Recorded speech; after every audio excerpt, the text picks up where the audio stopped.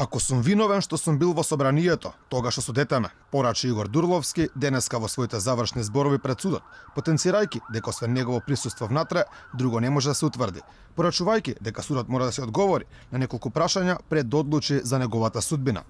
Оперскиот пејач и еден од организаторите на протестите за заедничка Македонија го негираше она што го пишува во обвинението на обвинителката Вилма Русковска, дека држал подпалувачки говори и дека се коцкал судината на државата поради материјални побуди. Дурловски порача дека го навредува тоа што го говорат за него, дека го плаќале да протестира и го замоли судот да се запраша дали имал намера или водел разговори за насилство на 27 април. Дури и да сум најнеморалната личност, да сум измамувал десетици илјади луѓе, прашете се дали постои еден доказ дека сум знаела што ќе се случува на 27 април.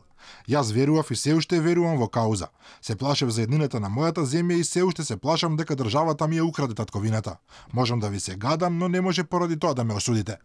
Дурловски во своја одбрана кажа дека на 27 април 2017 година ја испел химната пред влада, па со својот син отишол на ракометниот надпревар, каде Вардар играше против Фленсбург во салата Јане Сандански, а во собранието дошол кога на интернет видел што се случува. Пред судиката Добрилака Царска да даде пауза, своите завршни зборови пред судот ги дадоа и Мунир Пепиќ, Абдулфета Алими, Младен Додевски и Јане Ченто. Сите потенцираа дека не учествувале во никакво терористичко здружување и дека за вакво дело не може да бидат осудени.